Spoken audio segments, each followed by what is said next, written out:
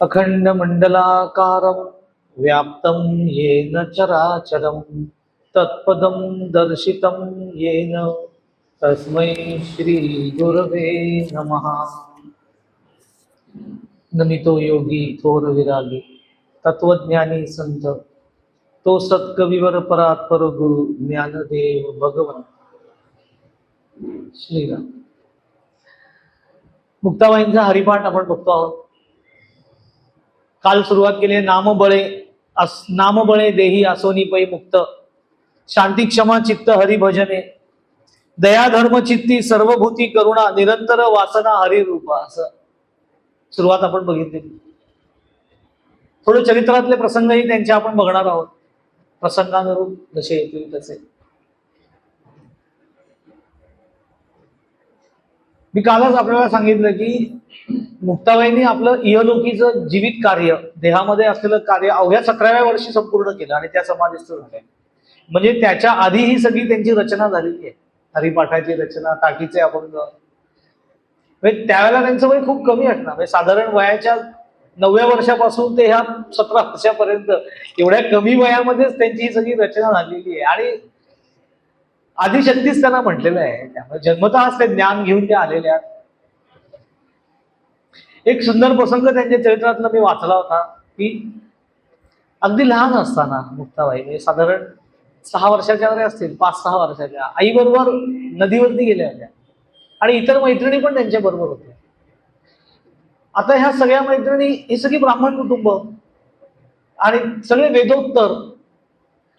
तर तिची एक मैत्रीण होती, तिचं नाव गोदा असं त्याच्यात वर्णन आहे। तर तिचे वडील शास्त्री होते, वेदविद्येमध्ये पारंगत शास्त्री होते। आणि ज्या सगळ्या मुली आता सगळ्या लहान वयातल्याच मुली आहेत, 6-7-8 वर्षाच्या मुली असतात सगळ्या। त्यामुळे त्यांचे खेळ अल्लड, त्यांचं बोलणं अल्लड, स्वाभाविक ते अल्लड वय आहे। पण ह्या सगळ्या ह्याच्यामध्ये सुद्धा त्या मुलींच्या ज्या गप्पा खेळण्यावर न व्हायच्या, तर मुक्ताबाईंनी एकदा त्या सगळ्या मैत्रिणींनी सांगितलं, अगं तुम्ही काय तेच तेच संसाराबद्दल बोलताय असं ते म्हणाले।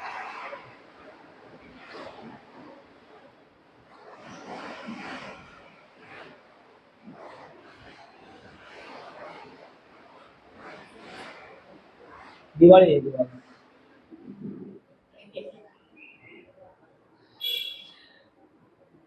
तर त्या इतक्या लहान वयामध्ये त्या माझ्या अगं काय संसाराबद्दल काय बोलताय, म्हणजे जे बोलणं चाललं आहे ते अतिशय सांसारिकतेशी संबंधित आहे असं मत त्यांचं त्या वयामध्ये होतं।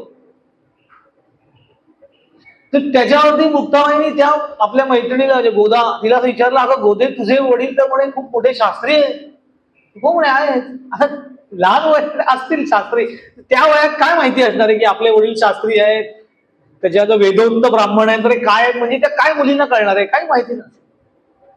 6 आणि 7 वर्षाच्या मुलीला काय माहिती असेल। ती गोदे सांगितलं हो आहेत, मग त्यांच्याकडे म्हणे खूप लोक येत असतील, ते प्रवचन करत असतील। ती सांगितलं येतात, भरपूर माणसं येतात त्यांच्याकडे वगैरे। मग तुला काही वेदांच्या रुचा वगैरे येतात का नाही असं त्यांनी विचारलं। आता ती पटकन म्हणाली, अगं वेदांच्या रुचा मला कशाला येतील, मुली कुठे शिकतात, कारण तेव्हा मुलींना शिक्षण दिलं जात की मुली कुठे हे सगळं शिकतात आणि तुला येतात व्हय असं त्या म्हणाल्या। तर त्याच्यावरती ही 7-8 वर्षाची 6-7 वर्षाच्या मुक्ताबाई म्हणाल्या, हो मग माझे वडील ज्या वेळेला माझ्या भावांना शिकवतात तेव्हा ते मलाही शिकवतात। आणि असं म्हणून मग तू म्हण बघू, असं म्हटल्यावरती या 6-7 वर्षाच्या मुक्ताबाईंनी एका पाठोपाठ एक ऋग्वेदातल्या रुच्या मला सुरुवात केली, तोंडपाठ। आईने ते ऐकलं आणि आईने थोडस बस करावं तुमचं असं करून मग घरी घेऊन गेल्या।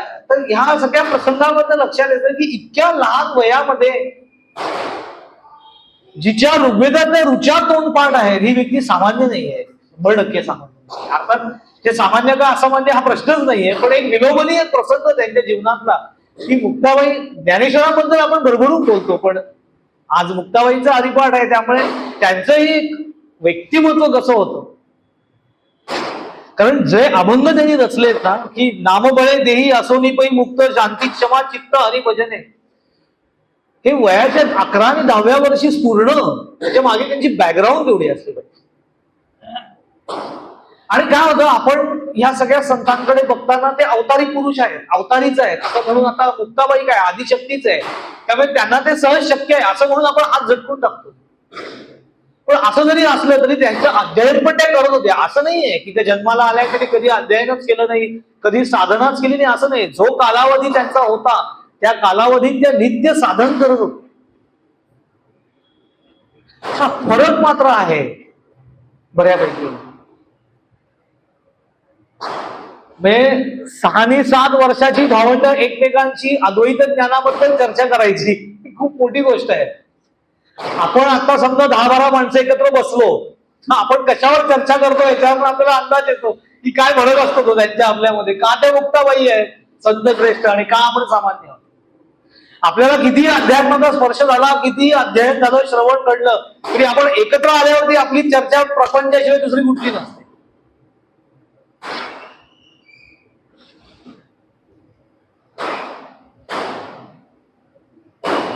काळ सुरुवातीच्या अभंगात मुक्ताबाईंनी हेच सांगितलं की नामाच्या बळाने साधक देहात असताना देही असोनी मुक्त होऊन जातात. म्हणजे ती अवस्था, योगामधली अवस्था अनुभवायला लागते. लक्षात ठेवलं पाहिजे, साधना करता करता पहिले ती अवस्था असते आणि नंतर ती स्थिती होते. म्हणजे एकदम एखादी व्यक्ती, कारण की लक्षात ठेवलं पाहिजे प्रक्रियात्मक भाग जो आहे उपासनेचा तो क्रमाक्रमाने होत असतो. जो काही प्रक्रिया, जी नाम उपासना असेल, ध्यान उपासना असेल, त्याची निश्चित एक प्रक्रिया आहे आणि त्याचं प्रक्रियात्मक अंग जे असतं ते त्याच्या टप्प्याटप्प्यानेच पुढे होत जातं. पण या प्रक्रियेमध्ये अनुभूतीचा जो प्रांत आहे तो अचानक होणार आहे, त्याचा कालावधी सांगता येत नाही. म्हणून तुकाराम महाराजांनी जेव्हा त्यांचे योगपर अभंग आपण बघितले की त्याच्यात ते म्हणतात, आपुले मरण पाहिले मी डोळा, तो झाला 16 अनुपम्य असं ते म्हणतात. 16 म्हणतात त्या गोष्टीला. हा योगपर आहे अभंग, आपण तो आता मुख्य घेणार नाही आहोत. जेव्हा आपण तुकाराम महाराजांचे अभंग घेऊ तेव्हा जरूर ते अभंग घेऊ. कारण योगाची जी अनुभूती येते ना ती 16सारखी असते, कारण ती अचानक येते आणि साधक अवस्थेमध्ये असताना ती क्षणभर येते.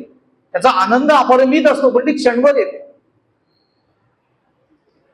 हळूहळू ते रिपिटेशन्स व्हायला लागतात त्या अनुभूतीचे, पुन्हा पुन्हा पुन्हा पुन्हा त्या अनुभूतीवरती साधक जायला लागतो.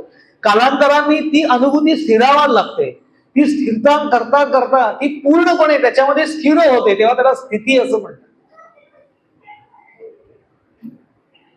अवस्था ही साधकाची स्थिती आहे आणि स्थिती ही सिद्धांची स्थिती, ही सिद्ध अवस्था आहे.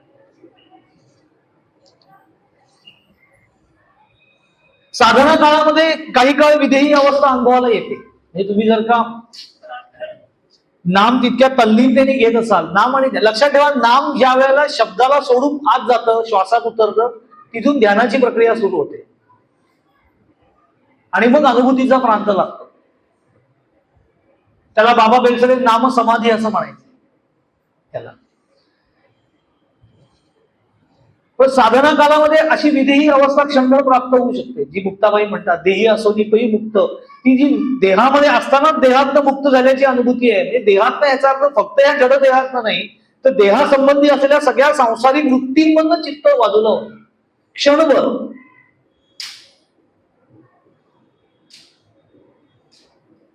आणि ती अनुभूतीची अवस्था त्याला विधेयी अवस्था असं म्हणतात.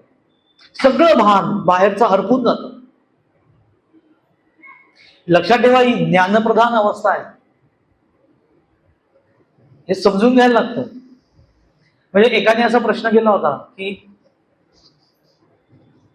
नाम घेताना किंवा ध्यान करताना मध्ये झोप लागल्यासारखं वाटतं, तर ते नक्की काय असतं. तर लक्षात ठेवायचं की जर का, कारण झोप लागल्यासारखं वाटतं असं ते मान. साधना कालामध्ये मला जे अनुभव येतात ते मला स्पष्टपणे मला कळतात, कारण ती ज्ञानप्रधान अवस्था आहे. जर झोप लागली असेल तर त्या मधल्या काळामध्ये काय घडलं आपल्याला कळणारच नाही. आणि जर का त्या मधल्या काळात काय झालं काही कळलंच नाही तर समजा नक्की झोप लागलेली आहे, नक्कीच झोपलं. लोकांना वाटतं अहो इतकं छान ध्यान लागलं, मधल्या तासामध्ये तासभर बसलो, मधलं पाऊण तास काय झालं काही कळलंच नाही, झोपलाच असतो पाऊण तास. काय झालं तर कारण झोप ही नेणी अवस्था, जाणीवेचा अभाव आहे झोपेमध्ये. आपण जेव्हा गाढ झोपतो की नाही, त्यात एक सोपं उदाहरण देतो. आता काही वेळेला माणसं खूप दमलेली असतात, शारीरिक मेहनत असते, मानसिक मेहनत असते, या सगळ्यांनी माणसं खूप दमलेली असतात. तर काही वेळेला माणूस पडल्या पडल्या अंथरुणावर झोप लागते, इतकी गाढ झोप लागते की माणसं काही वेळेला घोरायला लागतात. पु ल देशपांडेंनी घोरण्याचे वेगवेगळे प्रकार सांगितले, तुम्ही ऐका गमतीने, पण घोरायला लागतात लोक. आता घोरणाऱ्या माणसाला तुम्ही जर उठून सांगितलं, अरे तू किती रात्री घोरत होतास, तर तो म्हणतो मी काय, कारण त्याला कळत नाही. कारण का, तो गाढ झोपलाय आणि झोपेमध्ये जाणीवेचा अभाव आहे, त्याला कळत नाहीये. पण ध्यानामध्ये जाणीवेचा अभाव नाहीये, जाणीवेचीच तर स्पष्ट अनुभूती आहे, त्यामुळे ती ज्ञानप्रधान स्थिती आहे. त्यामुळे विदेही अवस्था निर्माण झाली तरी ती देखील आतमध्ये जाणवायला लागते. सुरुवातीच्या काळामध्ये सगळं भाग हरपल्यासारखं होतं, फक्त मी आहे ही शुद्ध जाणीव आतमध्ये राहते. काहीही संसारिक गोष्टी, कुठल्याच वृत्ती, ना बाहेरच्या ना स्मृतीतल्या, कुठेही चित्ताला स्पर्श करत नाही. अनामिक शांत अवस्था प्राप्त होते, प्रकाळ शांत.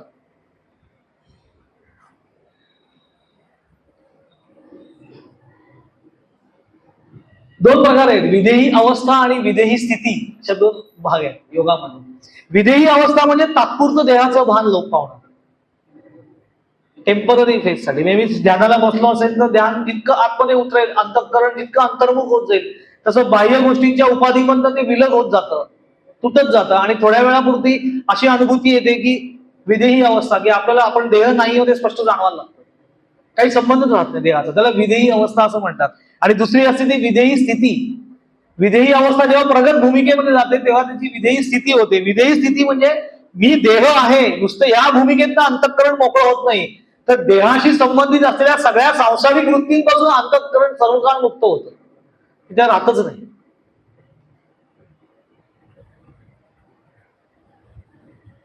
आणि हे सहज घडतं संतांच्या बाबतीमध्ये. हे मागे मी उदाहरण दिलं होतं, मोठे स्वामी आमचे, माझ्या गुरुचे गुरु स्वामी माधवनाथ, ते जर रस्ता क्रॉस करत होते, रस्ता दुकान बंद केलं, त्यांचं दुकान होतं ब्युटी क्लॉथ स्टोअर पेरू गेट जवळ पुण्याला, ते बंद करून चालले होते, रस्ता क्रॉस करत होते. तिकडे एक स्कूटरवाला आला मुलगा, आणि अनावधाने त्याचा ब्रेक लागला नाही म्हणा का काहीतरी झाली गडबड, आणि ते धक्का दिला स्वामींना, तर तोही पडला आणि स्वामी पण पडले.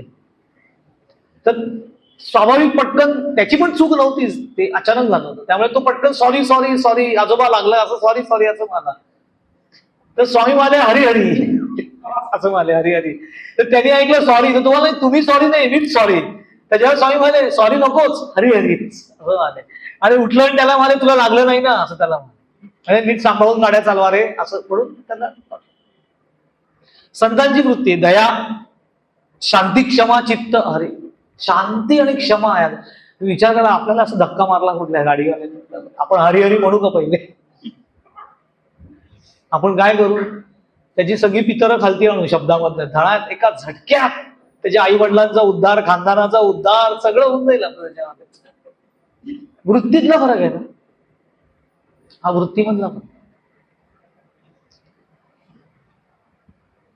विदेही अवस्था म्हणजे देहाशी संबंधित सगळ्याच गोष्टी लोप पावलेल्या असतात, काही त्यांची घेणं देणंच नसतं. गोंदवलेकर महाराज भाऊबंदी केवढी चालायची त्या सुरुवात मधल्या काळामध्ये, ते त्यांचे भाऊ त्यांना खूप त्रास द्यायचे त्या जमिनीवरनं. इतका त्रास द्यायला लागले की एक दिवस मारेकरीच पाठवला त्यांना मारण्यासाठी महाराजांना. त्यांनी वंचावर दगड ढकलला महाराजांच्या अंगावरती, रामाची कृपा, महाराज बाजूला सरकले, काही कारणास्तव दगड त्यांच्या बाजूने घरंगळत. ज्यांनी दगड टाकला त्याला बोलावलं, तो घाबरला होता की आता काही खरं नाही आपलं.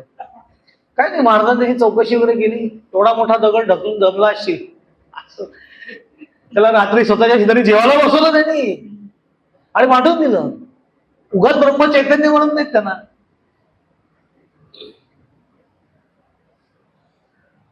देहबोध सगळा संपुष्टातच आलेला असतो. म्हणजे असं हे अगदी अशक्य आहे, मी तुम्हाला सांगतो असं करणं, की जी व्यक्ती आपला जीव घ्यायला आलेली आहे, ज्यांनी जीव घेण्याचा प्रयत्न केलाय, त्याला आपल्या शेजारी बसून जेवायचं का, तर तू दमला असेल माझा जीव घेण्याचा प्रयत्न केला त्याच्यावर, आणि त्याला सुखरूप परत पाठवायचं, हे अशक्य संतांना शक्य आहे. याचं कारण चित्त अतिशय शांत क्षमाशील झालेलं असतं. जी परिणाम मुक्ताबाई सांगतात, नामबळे देही आसोनीपै मुक्त, काय असतं की नुसतं विदेही अवस्था प्राप्त झाली की झाली असं नाहीये, त्या अवस्थेचा एक परिणाम संस्कार रूपाने त्यांच्या चित्तावरती सतत प्रगट होत असतो आणि व्यवहारामध्ये वागताना पण ते त्याच अवस्थेमध्ये वागत असतात. ते तेवढ्या बुद्धी नसतं की साधना कालामध्ये ते विधेयी अवस्थामध्ये आणि साधनेच्या बाहेर व्यवहारात गेले की मात्र देहासक्त असं संतांच्या बाबतीत नसतं. ते त्याही वेळेला देहबोध लक्षात ठेवा. देहापासून देहबोधापासून बाजूला असतं. ज्ञानेश्वर महाराज त्याच्यावरती म्हणतात, देह तरी वरिचिनीकडे आपुलिया परी हिंडे परी बैसका न मोडे मानसींची. आणि हे कशामुळे होतं तर सातत्याने उच्चारलेल्या नाम साधनेनी आणि नामाच्या साह्याने ध्यान केल्यामुळे ही अवस्था प्राप्त होते. म्हणजे लौकिक व्यवहारामध्ये येणारे जे काय कडू गोड आंबट सगळे अनुभव असतात त्यावेळेला आपलं अंतःकरण एका स्थिर अवस्थेला असतं. प्रतिक्रिया पटकन दिली जात नाही. उग्र प्रतिक्रिया तर नाहीच दिली. आणि चांगल्या प्रसंगात देखील अंतर्यामीची बैठक चांगली. ज्ञानेश्वर महाराज म्हणतात ना, सुखी संतोषानं यावे दुःखी विषादानं भजावे, असं तुम्ही शब्द वापरलाय.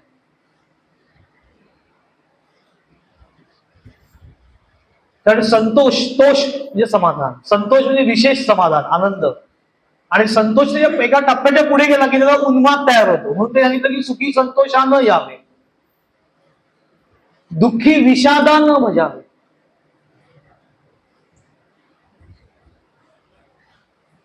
विषादाच्या बाबतीमध्ये ज्ञानेश्वर महाराज म्हणाले त्याचं भजन करू नको. कारण आपण दुःखाचं भजन कसं आपण सतत सतत सतत सतत करतो की नाही, तसं त्यांनी सांगितलं दुःखाचं भजन करू नको, दुःखी विषादानं भजावे. म्हणजे सारखं सारखं ते उघाळा पोचू नको. आणि हे कशाने प्राप्त होईल? ही जी मध्यवर्ती स्थिर अवस्था आहे ही नाम आणि ध्यानाने प्राप्त होते असं मुक्ताबाई सांगतात. शांत चित्त, शांती, क्षमा, दया, चित्त हरिभजन आहे. हे सगळं हरिभजनामुळे प्राप्त होतं. एक केवळ नामामुळे प्राप्त होतं असं त्यांचं म्हणणं. उत्तरोत्तर अंतःकरण शांत होत जातं. एकदम टप्प्याटप्प्यात होतं. एकदम व्यक्ती शांत झाली. बरं, ही शांतीची अवस्था जी आहे ती परम शांतीची योगानुभूती आहे. उद्वेगाने शांत होणं नाहीये. माणसं उद्वेगाने पण शांत होतात. मग एखादा मनुष्य खूप बडबड्या असतो, त्याला बोलायची आवड असते, पण प्रसंगात काही गोष्टी घडतात आयुष्यामध्ये, एखादा झटका बसतो आयुष्यात आणि ती व्यक्ती एकदम शांत होऊन जाते. कमालीचं त्याचं बोलणं बंद होतं, लोकसंपर्क तुटतो. आपण असं म्हणतो एकदम शांत झाले. ते शांत नसतात झालेले, ते उद्विग्न झालेले असतात. ती शांती, त्या शांतीबद्दल इथे म्हटलेलं नाही.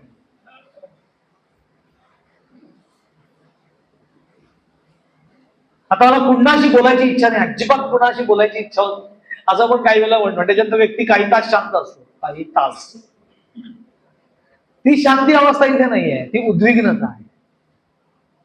ही शांतीची अवस्था असते ती प्रसन्नतेने युक्त असते. आणि ती प्रसन्नता, संतांची जी प्रसन्नता असते ना, ती इतरांच्या अंतःकरणावरती सुद्धा परिणाम करून जाते सहजतेने.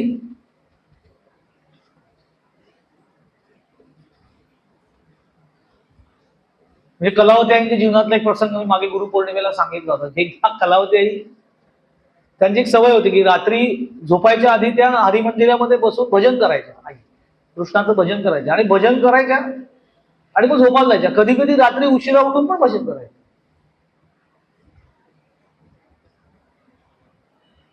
एकदा काय आलं, भजन करत होत्या तेव्हा त्यांच्या हरिमंदिरामध्ये बेळगावला चोर शिरला त्यांच्या घरामध्ये. वरनं कौलं बिवलं काढून तो आला. आता आईला कळलं नसतं, आईला कळलं होतं, त्यांनी काही लक्ष नाही, ते भजन करत बसले.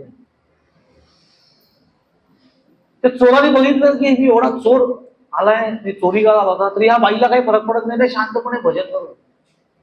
त्यांनी थोडं काही बघितलं इकडे तिकडे, हरिमंदिरात चोरण्यासारखं काय निघून गेला. दुसऱ्या दिवशी पुन्हा आला. तर आईला कळलं होतं हा रोज येते, तर रोज तो यायच्या वेळेला भजन करत बसायच्या. रोज तो चोर यायच्या वेळेला भजन करत बसायचा. एक दिवस काय झालं, त्यांची एक शिष्या उठून बसले. आई आता काय करताय? पण बघितलं तर आई भजन करतायत. म्हणून त्या त्यांच्या मागे जाऊन बसला की एवढ्या रात्री 12-12:30ला काय भजन करताय, झोपीत नाही काय ते. म्हणून भजन, ती त्यांच्या मागे जाऊन बसली. तेवढ्यात काहीतरी आवाज आला पडल्या बिडल्याचा. तर म्हणून ती विचारलं, आई काहीतरी आवाज आला, काय झालंय? तर आईने हात केला, सांगितलं तर काही नाही, एक चोर येतो, शांत बोल. चोर येतो म्हटल्यावर त्यांचं मन इतकं, चोर येतो चोर येतो. आई म्हणे शांत, रोज येतो म्हणे, रोज येतो. मग तुम्ही काय करता? मी काही नाही करत, मी भजन करते म्हणे. तर परिणाम असा झाला की तो चोर रोज खरोखर यायला लागला होता. आता तो रोज यायचा, तर चोरी करायला नव्हता येईल. पहिले 3 दिवस तो चोरी करण्यात येत होता. 4थ्या दिवसापासून त्याला आईचं भजन ऐकायचं आवडायला लागलं, ते भजन ऐकायला यायला लागला. कालांतराने त्यांनी ते सगळं बंद केलं चोरी सोडली, मेहनतीच्या पैशाने फळं विकत घेतली आणि आईना प्रसाद द्यायला आला एक दिवस आधी मंदिरामध्ये. शांतीची अवस्था म्हणजे त्यांच्या अंतःकरणात जी शांती आहे ती इतरांच्या अंतःकरणावर परिणाम करून जाते. पण असं आपण करायचं नाही. हे आपल्या घरामध्ये कोणी चोर शिकत आपण भजन करत, कारण आपण म्हणजे संत नाही होत. तुकाराम मला त्याच्यावर इतकं मार्मिक बोलतात. ते असं म्हणतात, संतांचा तो महिमा बहुदुर्गम, शाब्दिकाचे काम नाही तेथे. बहुत दुधड झाली म्हैस गाय, तरी होईल काय काम देणू. तुका म्हणे अंगे व्हावे आपण, तरीच महिमान येईल आपण. अरे नुसतं त्यांनी नक्कल करून काय होणार नाहीये. तुका म्हणे अंगी व्हावे आपण, तरीच महिमान येईल आकडे. ते त्यांच्यासारखं साधना घडली ती अनुभवाला तर कळेल ते काय असं ते. असं नुसतं नाही, पण हा परिणाम आहे लक्षात ठेवा चित्ताच्या शांतीचा. दुसरा एक प्रसंग इतका सुंदर आहे की माझे परात्पर गुरु स्वामी स्वरूपानंद पावसचे, त्यांचे एक निस्सिम भक्त मोठे अधिकारी होते. त्यांचं तर आडनाव मला आठवत नाही, पण ते मोठे अधिकारी होते आणि त्या काळातले श्रीमंत. म्हणजे त्यांची स्वतःची बैलगाडी होती. आता कशी आपली कार असते, शोफर असतो, तसं त्यांची एक स्वतःची बैलगाडी होती. त्यांचा एक बैलगाडीवाला होता. ते कुठेही जायचं असलं की ते स्वतःच्या बैलगाडीत जायचे. आणि त्यांची एक सवय होती की बैलगाडी म्हणजे प्रवासामध्ये ते ज्ञानेश्वरी नित्यपाठाच्या ओव्या म्हणायचे. स्वरूपानंदाने जो ज्ञानेश्वरी नित्यपाठ रचलेला आहे निवडक ओव्यांचा ज्ञानेश्वरीतल्या, तो ते रोज त्यांचा तोंडपाठ होता ते म्हणायचे. आणि ते एका विशिष्ट लईमध्ये म्हणायचे.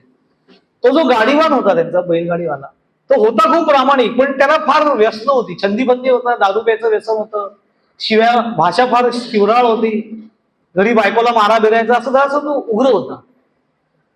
पण त्याला ते आवडायचं. त्याने एकदा त्यांना विचारलं, तुम्ही हे जे म्हणता ते काय म्हणता?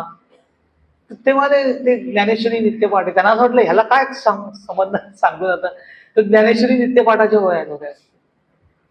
कोणी लिहिले नाही म्हणजे माझे असे गुरु आहेत पावसला आहे, मला त्यांना भेटता येईल का म्हणे. असं कारण ते आवडत होतं, कळत नसेल पण त्याला आवडायचं. तर ते मला ठीक आहे, कधी संधी मिळेल त्या बघू. तर त्यांना टेन्शन आलं की ह्याला स्वामींकडे द्यायचं म्हणजे स्वरूपानंदांची प्रकृती इतकी नाजूक, दोन्ही अर्धे शारीरिक प्रकृती आणि त्यांचा स्वभाव पण अगदी कोमल होता. तर ह्याला कुठे हा काही आदवा तद्वा बोलला, आगळ बगळ काही वागला तर काय, म्हणून तेव्हा बघू वेळेल तेव्हा. आणि एकदा खरंच त्यांना पावसला त्याचा योग आला आणि ते त्याच्यावर होते. तर तिथे गेल्यानंतर त्यांनी इच्छा व्यक्त केली की तुमच्या गुरुंना सांगा ना मला दर्शन देतील का. असे स्वामी पटकन भेटायचे नाही तुम्हाला. तर ते म्हणजे तू थांब जरा मी विचारतो. म्हणून त्यांनी आज जाऊन निरोप पाठवला स्वामींना की असं असं माझा गाडीवाला आहे, त्याला तुम्हाला भेटायची इच्छा आहे, तर येऊ दे का. तर स्वामींनी फक्त आज निरोप पाठवला की त्याला इथे राहू दे माझ्याकडे 4-5 दिवस, तुम्ही जा. याला इतकं दडपण आलं, ह्याला इथे ठेवायचं 4-5 दिवस झाले, बापरे याला काय व्यस्त बिसने नाका पिऊन आला, आश्रमात करायचं काय. आता स्वामींची आज्ञा ह्याला ठेवायचं म्हणून तुम्ही जा. त्यांनी थोडेसे पैसे दिले त्याला आणि सगळं तंबी दिली, नीट राहा रे बाबा इथे, गुरुंच्या इथे उगाच काय वेडवाकडा करू नको, त्यांनी सांगितलंय म्हणून ठेवतोय. ते निघून गेले. 5-6 दिवसांनी हा परत आला, कारण गाडी त्याच्याकडे होती. 5-6 दिवसांनी हा परत आला. कालांतरानंतर तो त्याची बायको आणि मुलगा हे या गृहस्थांकडे गेले आणि त्यांचे धन्यवाद वगैरे त्या बायकोनी मानले. ह्याच्यावर काय झालं म्हणे, तुम्ही यांना कुठे पाठवलं होतं. कुठे काय 4-5 दिवस स्वामींकडे होता. अहो म्हणे यांच्यात आमूलाग्र बदल झालाय म्हणे, आमूलाग्र बदल. यांनी दारू पिणं सोडलं, हे शिव्या देत नाहीत, इतके शांत आहेत आणि तो इतका चांगला संसार करायला लागला की त्याला एक मूल झालं. आणि नंतर काळांतराने 70-72च्या काळातली गोष्ट आहे की तो त्याच्या बायकोला आणि मुलाचं पावसला स्वरूपानंदाच्या दर्शनाला गेला होता. इतका व्यवस्थित वैशिष्ट्य याच्यामध्ये. पण तो 5 दिवस स्वामींकडे राहिला. त्या 5 दिवसामध्ये एकदाही स्वामी एकही क्षण त्याच्याशी काहीही बोलले नाहीत ना. त्याला खोलीमध्ये बोलवून दर्शन दिलं. त्याची राहायची सोय एका खोलीत केली होती. तो त्या खोलीतनं स्वामींना जाता येताना बघायचा. फक्त स्वामी जेव्हा सूर्यदर्शनाला यायचे, पाणी भरायला यायचे, आंघोळीला यायचे किंवा पूजेला बाहेर यायचे, तेवढ्या वेळात त्यांना स्वामींचं दर्शन व्हायचं. तो मनोबल त्यांना बघायचा. ना स्वामी त्याच्याशी काही शब्द बोलले, ना त्याला स्पर्श केला, ना त्याला काही उपदेश केला. केवळ त्यांच्या सहवासात राहून त्याच्यामध्ये अमूलाग्र बदल झाला. कारण संतांचं अंतःकरण शांती, क्षमा, चित्त, हरिभजने शांत झाले. नुसता परिणाम त्यांच्या सहवासात राहिल्याचा परिणाम. आणि हे प्राप्त कशाने होत होतं. मुक्ताबाई सांगतात साधनेने प्राप्त. दररोजच्या अभ्यासाने ही स्थिती प्राप्त होते. एकदम ही स्थिती प्राप्त होणार नाही, अचानक काहीतरी झालं आणि स्थिती प्राप्त झाली नाही. दररोजच्या अभ्यासाने अवगुण त्यागी दिवसेंदिवस समर्थांनी क्रम सांगितलेला आहे. साधनेचा. अवगुण त्यागी दिवसेंदिवस करी उत्तम गुणाचा अभ्यास, स्वरूपी लावी निज ध्यास या नाव साधक. साधकाची व्याख्या करताना आपलं तसं होत नाही का, हाती द्रव्याची जपमाळ कांता ध्यान सर्व का, सत्संगाचा दुष्काळ या नाव बद्ध. हे बद्ध मुमुक्षू साधक सिद्ध अशा अवस्थेत जायचं असतं, पण आपली बद्ध अवस्थाच बदलत नाही. कारण आपण त्या पद्धतीने अवगुण त्यागी दिवसेंदिवस त्याचा प्रयत्नच आम्ही करत नाही. अवगुणाचा त्याग केला पाहिजे प्रयत्नपूर्वक. आपल्यातले दोष आपण ओळखून घेतले पाहिजे. आपल्याला माहिती असेल आपल्यात काय दोष आहेत, पण आपल्यातले दोष आहेत आपण ते लपवून ठेवण्याचा प्रयत्न करतो, त्याच्यावरती ओव्हरकम व्हायचा प्रयत्न करतो. ते सोडता आले पाहिजे की नाही, हा दुर्गुण आहे माझ्यातला, मी तो बाजूला ठेवतो नाही, असं होतं. पुढे मुक्ताबाई असं म्हणतात, दया धर्म चित्ती सर्वभूती करुणा निरंतर वासना हरिरूपी माधव मुकुंद हरिनाम चित्ती सर्वपै मुक्ती नाम पाठे मुक्ताईचे धन हरिनाम उच्चारू अवघाचे संसार मुक्त केला. दया धर्म चित्ती सर्वभूती करुणा देवी गुण आहेत सगळे सांगितलेले अंतःकरणाचे. दया करुणा सर्वात होती सगळ्याच विषयी. माझा आहे तो फक्त त्याच्याविषयी मला करुणा आहे असं नाही, सगळ्यांच्या बाबतीत अंतःकरण कारुण्याने भरलेलं असतं. असं बाबा बेलसरांनी एक सुंदर वाक्य म्हटलेलं की दुसऱ्याला क्षमा करण्याने आपली क्षमता वाढते, असं ते म्हणते. दुसऱ्याला क्षमा करण्याने आपली क्षमता वाढते असं.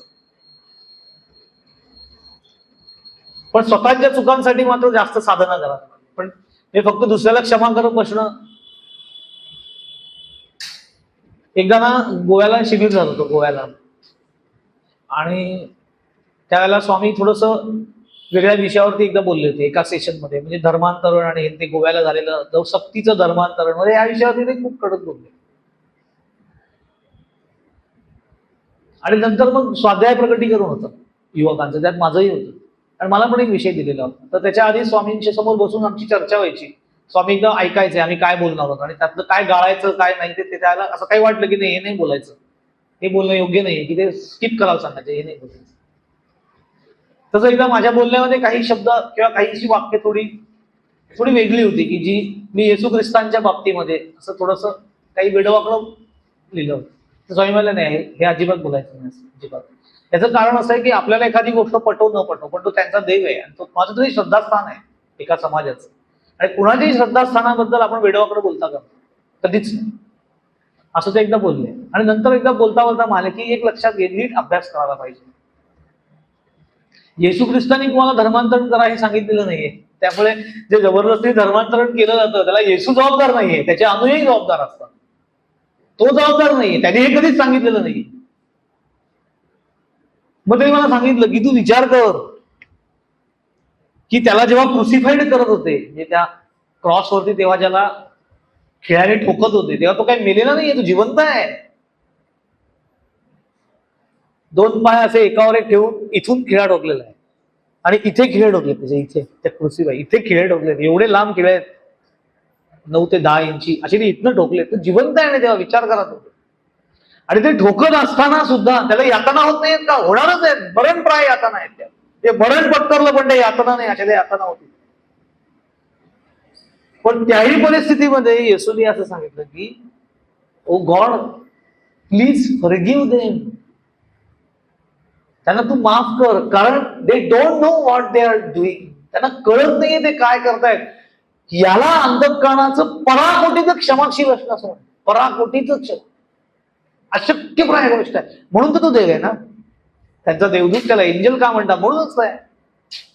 ठीक आहे, त्याच्या बाबतीत जे घडलं योग्य अयोग्य घडलं काय घडलं त्याच्याशी आपलं तो आपण त्या धर्माचे नाही, आपण त्याचा उहापोह करू नये. पण त्यातनं जे शिकणार की पराकोटीची क्षमाशीलता अंतःकरणामध्ये असू शकते. आपल्याला अगदी असं काही करायचं नाही, असं आपलं ते काही होणार पण नाही, पण आपण साधारण क्षमाशील तरी असलं पाहिजे. आणि क्षमाशील असणं म्हणजे काय, कोणाला क्षमा करत सुटायचं. स्वामी म्हणायचे पहिले स्वतःला क्षमा करायला शिका, इतरांना क्षमा करता येईल. स्वतःला क्षमा करायला काय, आपल्या हातने इतक्या चुका होत असतात त्या पहिले स्वीकाराव्या लागतात. ते स्वीकारणं म्हणजे स्वतःला क्षमा करणं.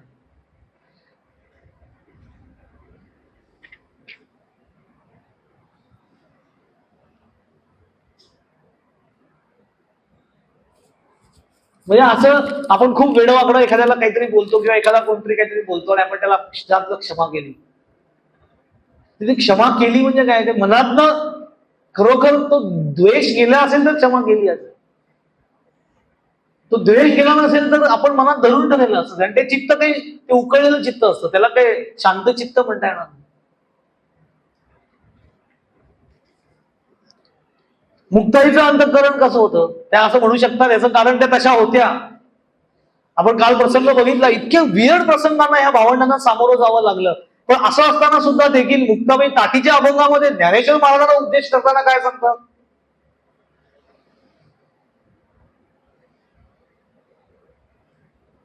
की संती व्हावे पाणी असं त्या म्हणाल्या ताटीच्या अभंगामध्ये. जग जरी सगळं जग वन्नी झालं म्हणजे अगदी सगळं पेटलं तरी संत सुखे व्हावे पाणी. हे का सांगू शकले, कारण त्यांचं अंतःकरण तितकं प्रेमळ, खरोखरीचं प्रेमळ. इतक्या हाल अपेक्षा सहन केल्या तरी ज्ञानेश्वर महाराजांनी शेवटी पसायदान दिलं, तक्रार नाही केली.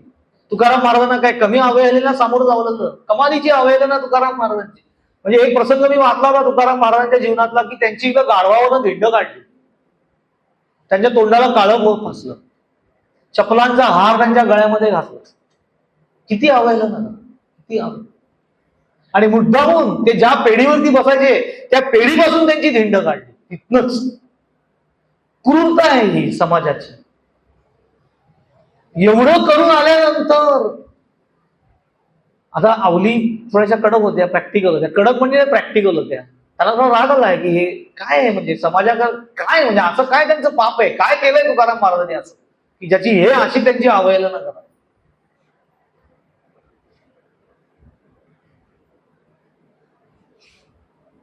इतरांची दुकानं बंद व्हायला लागली होती तुकाराम महाराजांमुळे, पण तुकाराम महाराजांमध्ये रोष होता लोकांचा. धर्माच्या नावाखाली, जातीच्या नावाखाली जी दुकानं मांडून लोक बसलेली होती ना, त्यांची दुकानं बंद व्हायला लागली होती. कारण तुकाराम महाराज स्पष्ट वक्ते होते, निधरे बोलणारे होते. तुम्ही तुकाराम गाथा वाचा, काय शब्द वापरले तुकाराम महाराजांनी, परखड होते बोलायला एकदम. जिथे जिथे कारुण्य आहे तिथे खूप कारुण्य आहे, पण जिथे कडक आहे तिथे बोलायला कडक सुद्धा आहे. पण असं असं तरी त्यांनी तक्रार नाही केली, कमाल आहे. म्हणजे हा प्रसंग घडल्यानंतर घरी गेल्यानंतर जेव्हा तोंड धुवत होते तेव्हा आवली त्यांची थोडीशी बडबड करत होती. त्यांनी सांगितलं की थांब अगं बोलू नको, कशाला बोल. मग काय म्हणे, असं करतात का म्हणे. काय नाही म्हणे, माझीच इच्छा होती ती पांडुरंगाने पूर्ण केली. तुमची कसली इच्छा होती, तोंडाला काळं पाकावं, चपलांचा हार घे, तुमची इच्छा होती. लोकांनी माझा सत्कार करावा, मला लोकांनी मोठं म्हणावं असं माझ्या मनामध्ये आलं होतं. तर यानं त्या मार्गाने पांडुरंगाने माझ्या घर हार घालून का होईना इच्छा पूर्ण करून घेतली. हे ते जगद्गुरु उगाच नाही म्हणत त्यांना. अप्रतिम अंतःकरण म्हणजे असं आपल्याला शिकणार नाही की आपण असं वागता कामा नाही, त्यांच्याकडे शिकणार नाही की किती परिस्थिती बिकट झाली तरी कुठल्या पातळीवरती माणूस जाऊन क्षमाशील असू शकतो. संतांकडे बघितलेली कळत.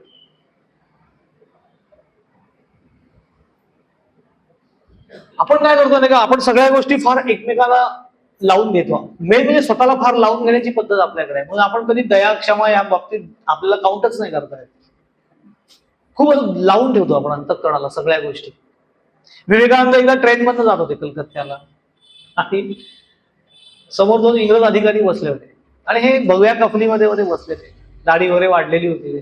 त्यांना वाटलं हा कोणतरी हिंदू फकीर आहे, टिंगल करायला लागले. ते दोघं इंग्लिश मधनं बोलत होते, हसत होते फिदी फिदी बसून विवेकानंदांकडे. विवेकानंद काही लक्ष दिलं, ते खिडकीतनं बाहेर बसले. यांना वाटलं की ह्यांना काय कळणार आहे आपण काय बोलतोय ते, हा कोण कुठला फकीर, याला काय, ते इंग्लिश मधनं बोलतोय त्याला काय कळणार आहे. मग आजवा तजवा काय काय बोलले, वेडवाकडं टिंगल केली त्यांची, त्यांच्या पेहरावावरनं टिंगल केली, दाढीवरनं, काय वाटेल ते बोल. विवेकानंद शांत. थोड्या वेळी टीसी आला एका स्टेशनवर.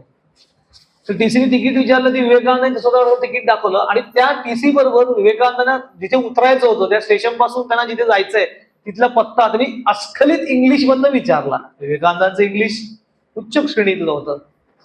ते इंग्लिश त्यांना बोललेलं ऐकल्यानंतर ते समोर अधिकारी चपापले. त्यांना कळलं, अरे हा माणूस इतका अस्खलित इंग्लिश बोलतो, याचा अर्थ आपण जे इतकं बोलतो ते सगळं त्याला कळलेलं आहे, पण यांनी काही प्रतिक्रियाच दिली नाही. न राहून त्यांनी विवेकानंदांना विचारलं, सॉरी म्हणाले, आणि आम्ही इतकं तुम्हाला बोललो पण तुम्ही काही प्रतिक्रिया दिली, तुम्हाला काही राग नाही का आला असं म्हटलं. ती पटकन विवेकानंद म्हणाले, मी ते स्वतः लावूनच नाही घेतलं असते. मला काय, आपण संसारामध्ये असताना हे शिकण्यासारखं असतं की आपण किती बारीक बारीक करू. जरा कोणी काय आपल्याला काही बोललं, पुढं तुला काढलं की केवढं लागतं आपल्याला, ते लगेच तिळपापड होतं. सोडून देता येत नाही, लावूनच घेतलं नाही स्वतःला ते माले. पण याचा अर्थ बावळट नव्हते विवेकानंद. कुठलेही संत जे दयाशील शांत असतात त्याचा अर्थ बावळट नसतात.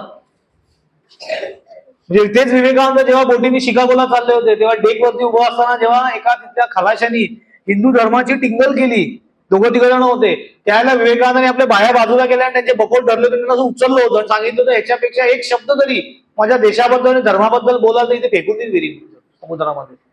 इतके कडक होते, बावळट नाही येते. पण व्यक्तिगत पातळीवरती आपल्याला कोणी काही बोललं तर सारखं ते धरून ठेवायचं असं असू नये. माणसांनी थोडं संयमी असला पाहिजे. आपण इतकं काय काय लावून घेतो ना, जरा कोणी काही बोललं, काही झालं, आपल्याला अपमान सहनच होत नाही आणि आपली पावलं पावलीच अपमान होत असतात. काय आपल्याला वाटतं, आपल्याला स्वतःबद्दल वाटायला लागतं, सारखे अपमान होत असतात आपले काही अपमान येतात. आपणच आपले अपमान करत असतो. थोडं शांत राहिलं, प्रतिक्रिया लगेच नाही द्यायची. काय होतं, तुम्ही आता बघा हल्लीच्या लोकांमध्ये पेशन्स कमी आहे, भांडणं बिंडणं लवकर होतं. याचं कारण का, प्रतिक्रिया देण्याची घाई असते समोरच्याला, लगेच अंगावर येतात तावा तावा. रस्त्यात जाता येता दिसतं ना आपल्याला, खुमखुमी म्हणतात त्याला. पण ते नुकसान होतं, बाकी काही नाही. अंतःकरण फार खराब होतं. पुढे ते असं म्हणतात, माधव मुकुंद हरिनाम चित्ती सर्व पै मुक्ती नाम पेटे, निरंतर वासना हरिरूपी, असं ते आधी मानले. निरंतर वासना हरिरूप, हे तर फारच सुंदर आहे. दया धर्म चित्ती सर्वाभूती करुणा, निरंतर वासना हरिरूपी, माधव मुकुंद हरिनाम चित्ती सर्व पै मुक्ती नाम पाठे. निरंतर वासना हरिरूपी, वासना हरिरूप झाली पाहिजे. बाबा बेलसरे त्याच्यावरती फार सुंदर म्हणायचे की नाम घेताना सारखे विषय मध्ये येतात, असं बऱ्याच साधकांची तक्रार असते की नाम घेताना विषयांचे विचार फार मध्ये मध्ये येतात, ते फार छळतात. त्याला काय उपाय, ते म्हणाले की विषय छळतात ना, पण नामालाच विषय करून टाका, असं ते म्हणजे आपला विषय राम, असं ते म्हणजे रामालाच विषय करून टाका, म्हणजे मग आला विषय तरी रामच आहे. म्हणजे काय करायचं, किमान साधना कालामध्ये तरी प्रयत्नपूर्वक सांसारिक वृत्तींपासून चित्ताला बाजूला ठेवता आलं पाहिजे. किमान पहिले साधना कालात तरी. म्हणजे मी साधनेला बसलो त्यावेळेला सांसारिक विचार नको. काही विचार येऊ शकतात मनामध्ये, तशी काही परिस्थिती बिकट असेल, आजारपणा असतील, काही झालं असेल, थोडे विचार, पण तेवढ्या वेळापुरते ते बाजूला सारता आले पाहिजे थोडे. ठीक आहे, आत्ता नको, म्हणजे काय व्हायचं ते होणारच.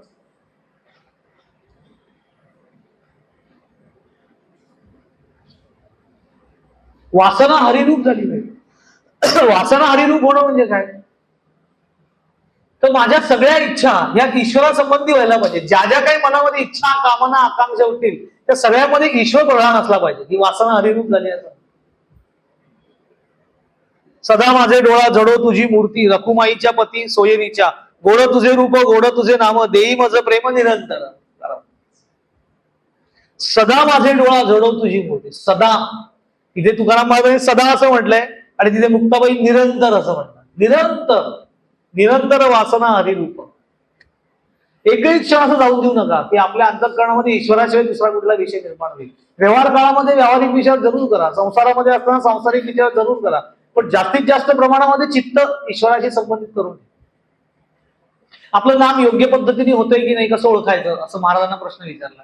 त्याच्यावर महाराज असं म्हणाले की संसार करत असताना रामाची आठवण व्हायला लागली म्हणजे नामाची, तर समजायचं नाम योग्य दिशेने चाललेलं आहे. पण नाम घेत असताना सांसारिक विचार यायला लागले तर समजायचं काहीतरी गडबड होते. योग्य पद म्हणजे काय, निरंतर वासना हरिरूप. वासना ही निरंतर हरिरूप व्हायला पाहिजे. पण कुठलंही काम करताना हे देवाचं काम आहे हे समजून करावं. म्हणजे अकर्तृत्व भाव निर्माण होतो, कर्तृत्व भाव गळून पडतो आणि अकर्तृत्व भाव निर्माण होतो. जे आहे ते भगवंताचं आहे, त्यांनी काय होतं, भाव टिकून राहतो ईश्वरी उपासनेसाठी. म्हणजे मग व्यवहार करताना सुद्धा चित्त ईश्वराशी जोडलेलं असल्या कारणाने त्या कर्माचा संस्कार साधनेमध्ये येत नाही, कारण अहंकर्तृत्व गळून पडलेलं असतं. जे मी करतोय ते ईश्वराच्या इच्छेने करतो आहे, ईश्वराच्या इच्छेच करतो आहे आणि त्याचं म्हणूनच करतोय, तोच करता करवता आहे, श्रेयही त्याचं आणि कर्तेपणही त्याचं, असं म्हणून कर्म केलं की मग ते आतमध्ये राहत नाही, मोकळं होतं अंतःकरण. त्याला म्हणतात त्यांनी निरंतर वासना हरिरूपी. सूक्ष्म असतं हे थोडस, परंतु समजून घ्या ना. आपला जो परमार्थ असतो तो ऍडजस्टेबल असतो, पण ऍडजस्टेबल असतो. त्याला महाराज सवडीचा परमार्थ म्हणायचा, आवडीचा नाही, सवडीचा परमार्थ, सवडीने केलेला परमार्थ. त्याला लिमिटेशन्स आहेत त्याच्या प्राप्तीला, थोडं बरं वाटेल.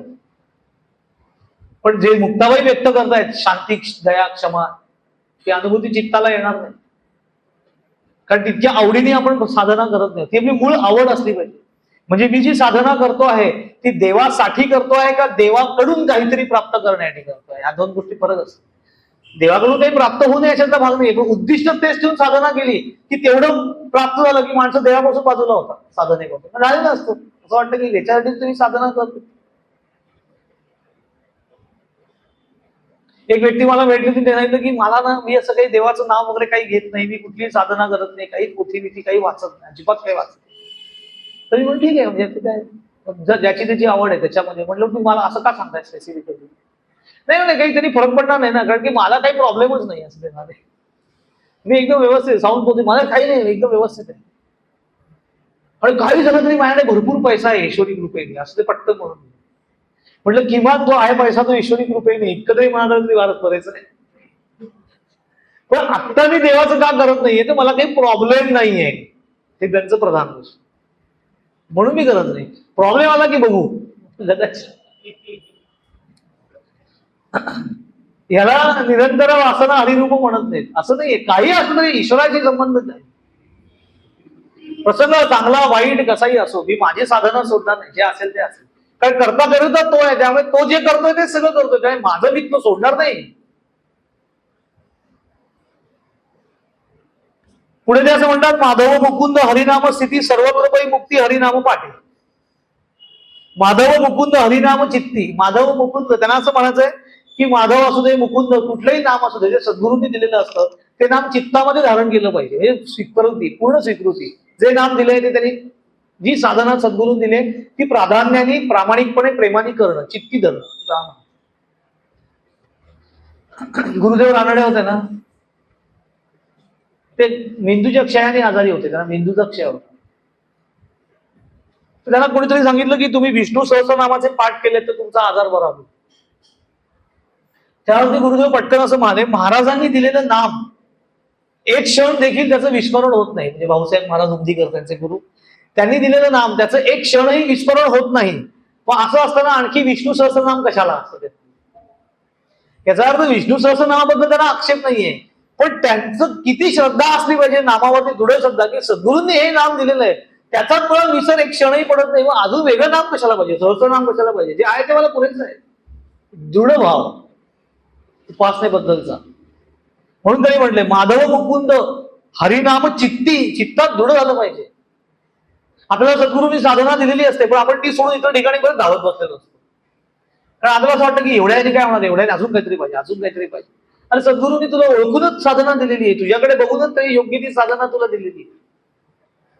काही आलं तर सद्गुरूंना धरून विचार, पण मुद्दाहून 10 ठिकाणी धावशील तर कुठलीच साधना धड होणार नाही, म्हणजे चित्तात उतरत नाही. मग त्याचा अनुभव कसा येणार? कारण पुढे त्या म्हणतात सर्वत्र मुक्ती हरिनाम पाठे.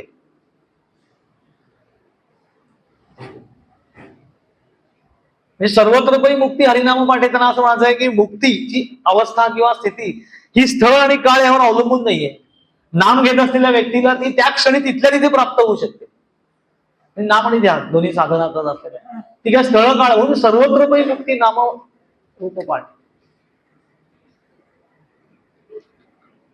असं म्हणतात आपल्याकडे की काशीला गेल्यानंतर जर मृत्यू आला तर मुक्ती प्राप्त होते, पण तेवढ्यासाठी काशीला जायला पाहिजे, मरायला आणि मरण स्वीकारायला पाहिजे. आता कोणी सांगितलेले उद्योग एवढे करायचा?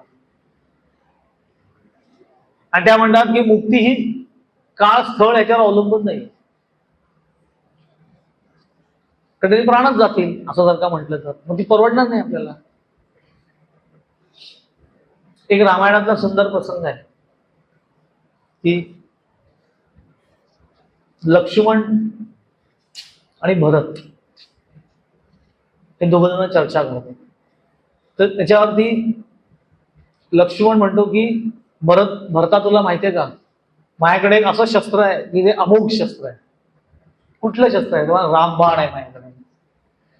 रामबाण एवढं अमोघ काय असायचं आहे? तुम्हाला रामबाण ज्याला लागतो ना, तो कितीही वाईट जरी असला तरी त्याला मुक्ती प्राप्त होते. तर त्याच्यावरती भरत थोडा हसतो. तो काय हसणार का काय, खरी गोष्ट आहे. तर भरत म्हणतो पण त्याही पेक्षा एक मोठं बाण माझ्याकडे आहे असं ते म्हणाले. रामबाणापेक्षा कुठला बाण तू एवढे मोठा आहे? तो म्हणतो रामबाणापेक्षा माझ्याकडे राम नामाचा बाण आहे असं ते म्हणाले. त्याचं वैशिष्ट्य काय म्हणाले? त्यामुळे तुझ्याकडे तो रामबाण आहे, तो माणसाला लागल्यानंतर माणूस मरतो आणि त्याला मेल्यानंतर मुक्ती मिळते. पण माझ्याकडे तो रामाचा नामबाण आहे, त्यांनी मरण्यापूर्वीच अंतःकरणाला मुक्ती प्राप्त होते. त्यांनी सर्वत्र पै मुक्ती ही स्थळ काळावरती अवलंबून नाही. मुक्तीची अवस्था तिथल्या तिथे त्या क्षणी ते प्राप्त होत ना अंतःकरण. आणि म्हणून सुरुवात त्यांनी करताना कशी केली? नामबळे देही असोनी पै मुक्त. नामाचं बळ सांगताय. पहिल्याच हरिपाठाच्या अभंगामध्ये मुक्ताबाई साधनेचं महत्व सांगतायत. नामाची साधना, त्यांनी सगळ्यात सोपी साधना कुठली आहे सगळ्या साधनांसाठी? म्हणून नाम साधना घेतली. म्हणून ते म्हणतात नामबळे देही असोनी पै मुक्त, शांती क्षमा चित्त हरिभजने, दया धर्म चित्ती सर्वभूती करुणा, निरंतर वासना हरिरूपी, माधव मुकुंद हरिनाम चित्ती सर्वपै मुक्ती नाम पाठे, मुक्ताईचे धन हरिनाम उच्चारू अवघाचे संसार मुक्त घे. मुक्ताईचे धन हरिनामे उच्चारू अवघाचे संसार मुक्त घे. मुक्ताईचं धन असं त्याने म्हणलं. मुक्ताईचं धन कुठलं? ईश्वराचं नाव हे त्यांचं धन आहे. ते वाल्याकोळ्याची गोष्ट आहे की नाही. रत्नाकर नाव त्याचं ना, रत्नाकर दस्यू. ते जेव्हा नारद मुनी सगळ्यांना लुटमार करायचा, जेव्हा नारद मुनी गेले तेव्हा त्यांनी त्या पहिल्यांदाच अशी व्यक्ती बघितली की त्याच्याकडे काय फक्त एकतारी आहे, तेजपुंज व्यक्ती आहे, दागिने बिगिने काही अंगावर नाही येत, आपला बिंदास येतोय. त्यांनी त्याच्या स्वभावानुसार त्यांना अडवलं. अडवल्यानंतर त्याचा तो आकडा विकला आहे बघून त्याला वाटलं घाबर दिले, काहीच नाही. ते शांत होते. नामस्मरणात दंग. काय हवंय तुला असं विचारलं. काय हवंय विचारलं तुम्हाला, तुमच्याकडे जे काही धन असेल ते सगळं काढून मला द्या.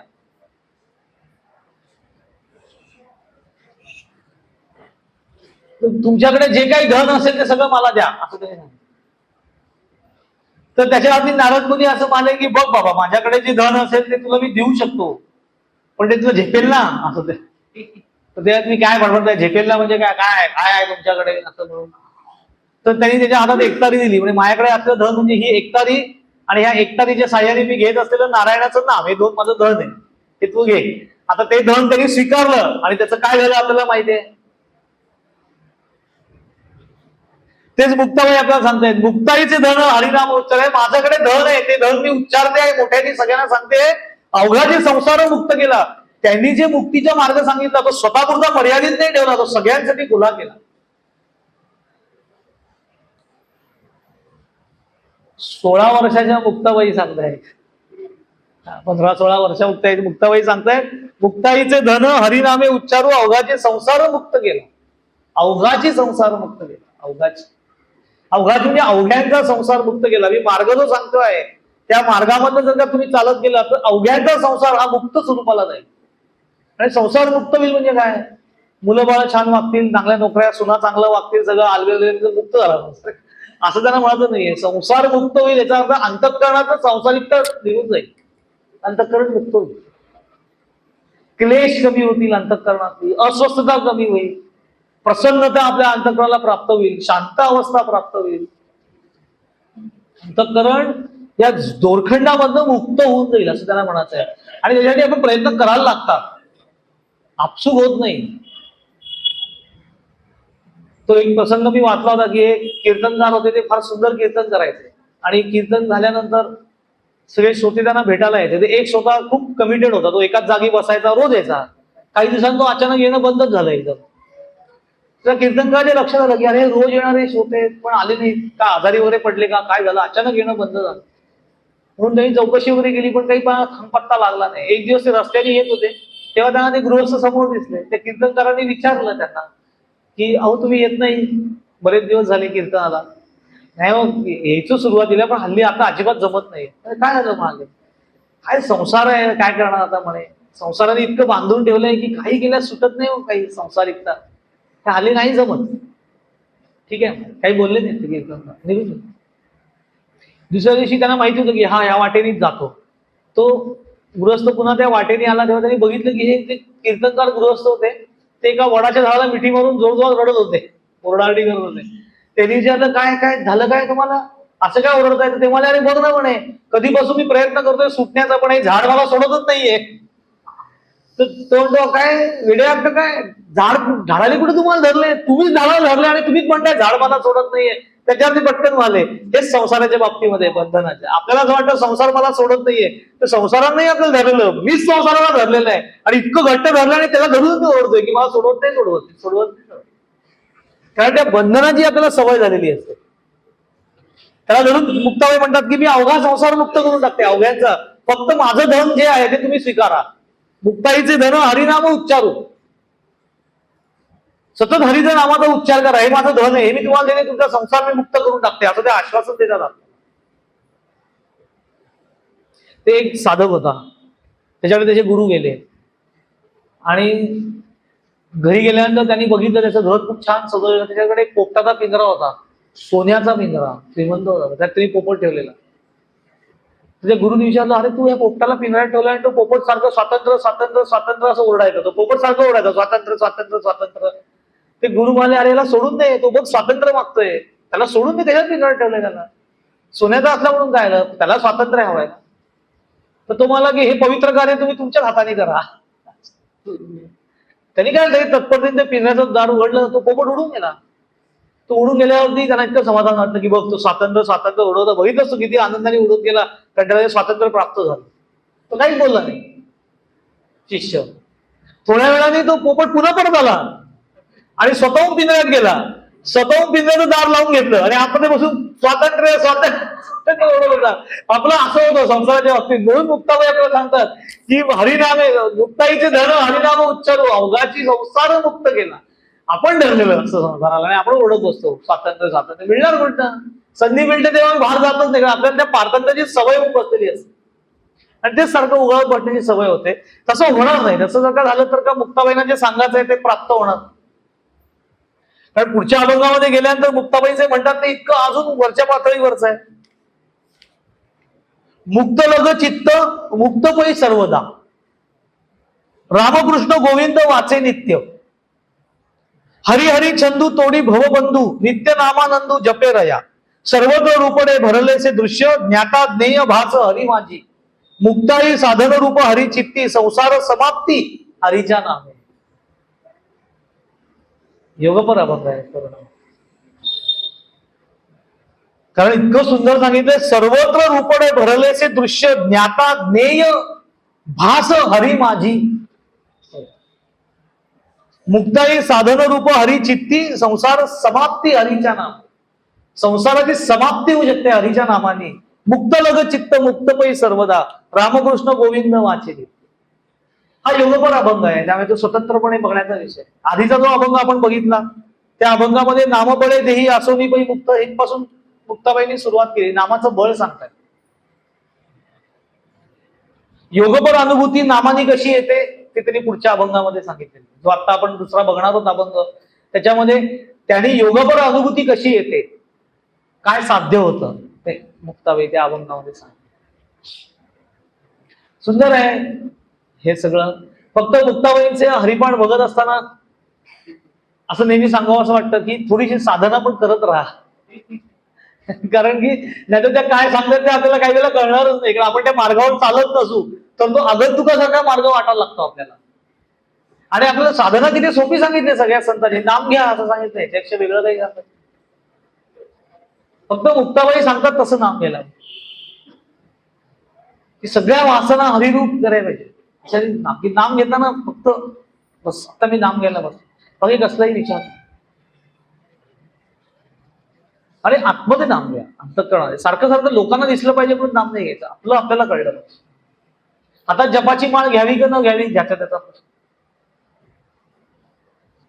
संख्येवरती अडकू नका. मी काल सांगितल्यामुळे फार संख्येवरती अडकू नका. नाम घे. ज्यांनी आपल्याला जितका जप करायला सांगितलं ना तो झाला की नाही जप करण्याची मोजण्याची जबाबदारी भगवंतावरती आहे, आपण त्याच्यावर नाही. 13 कोटी नामजप झाल्यानंतर रामाचं दर्शन होईल असं महाराजांनी सांगितलं. म्हणून महाराज म्हणाले की ते दर्शन कधी त्याचं राम ठरवेल. तुझा 13 कोटी जप झाला का राम ठरवेल. तू नाम घे, तो ठरवेल. झाला असेल समोर तुझ्या. तू मोजत बसून वाट बघत बसू नको. मग रामाची वाट न बघता आपण संख्येची वाट बघत असतो. जसं काय जप करताना मी आला का असं स्वामी असं म्हणायचे की आता जपाची माळ असते लोक आला का आला का आला का आला का. तर राम आला का नाही, नेहरूमणी आला का नेहरूमणी आला. कारण की ते मोजायचं असतं ना, 1 माळ 2 माळ 3 माळ असं गमतीने सांगायचे ते. असं त्यातलं घेण्यासारखा भाग असा आहे की आपण चित्त भानावरती ठेवून ईश्वराभूमी करून नाम घेतलं पाहिजे. कुठलीही साधना करत असताना थोडं सांसारिकता बाजूला ठेवण्याचा प्रयत्न केला पाहिजे. तो असं सहज बाजूला होत नाही का, आपण संसारात होत. थोडं प्रयत्नपूर्वक ती बाजूला ठेवण्याचा ध्यास घेतला पाहिजे. मग काय प्राप्त होईल तर तुकाराम महाराज हे मुक्ताबाई पुढे सांगते. मुक्त लग चित्त मुक्त पै असं. आता काय मुक्ताबाईंना सांगायचं आहे, कारण ते योगपर सांगितलेलं आहे, ते थोडं दमादमाने बघण्यासारखं आहे. ते आपण उद्याच्या प्रवचनामध्ये हरी कुंडली गवरदे हरे विठ्ठल श्री ज्ञानदेव तुकाराम पंढरीनाथ महाराज की जय. सब संतन की जय. जय जय रघुवीर समर्थ.